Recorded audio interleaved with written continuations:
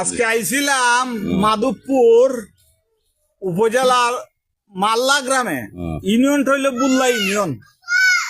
মাধবপুর আসার পরে দুইজন মানুষে গাড়ির গতি রোধ করলো এবং বলতেছে 10 টাকা দাও।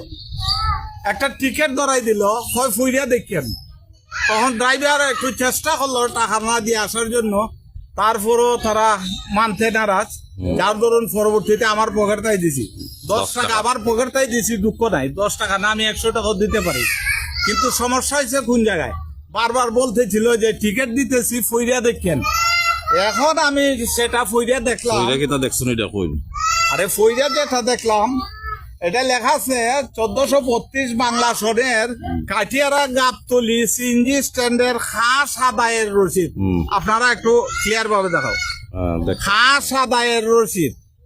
তো খাস যে আদায় করব, যদি ওই স্ট্যান্ডটা ইজারা দেওয়া থাকে, তখন কেউ ইজারা নিয়ে থাকলে এখানে যাদের গাড়ি পার্কিং হইব তারার কাছ থেকে সেই ইজারাটা নিতে পারে। আমার প্রশ্নটা হইলো এই জায়গায়, যদি আমার গাড়ি পার্কিং না হইলো, আমার গাড়ি, আমরা চুনার থেকে আসছি, আজকে মাধবপুর থানাতে আসছি, আজকে ওই রাস্তার উপর দিয়ে যাইতে যদি 10 টাকা আমার ওই ইজারা আমি দিতে হইলো, যদি আমি উইদাউট পার্কিং এ রাস্তার উপর দিয়ে যে কোনো মানুষ যে বাংলাদেশের যে কোনো জায়গায় যাতায়াত করতে পারে, কোনো সমস্যা নাই।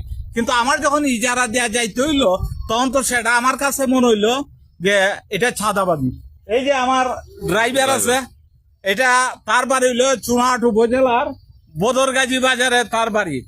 তো আজকে বিষয়টা এখানে এসে আমরা পাইলাম যে মাল্লা গ্রামের বিশিষ্ট একজন মুরব্বী, যিনি ওই অঞ্চলের বিএনপির নেতৃত্ব দেন এবং বর্তমান সরকার বিএনপি ক্ষমতায় আছে, এবং সেটা যদি চাঁদাবাজির পর্যায়ে ফিরে থাকে, তো আমি মাধবপুরবাসীর কাছে আমার সেই অভিযোগটা দিলাম। আপনারাই বিচার করবেন আসলে এটা কি চাঁদাবাজি পর্যায়ে যায় কিনা।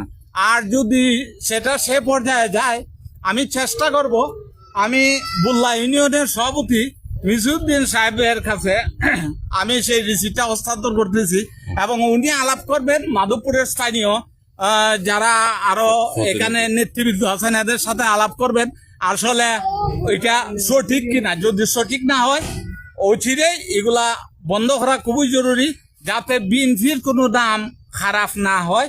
এটার জন্য আমি সেই টোকেনটা আমি ওনার কাছে, বিএনপি সভাপতি বুল্লা ইউনিয়নের, ওনার কাছে আমি হস্তান্তর করছি।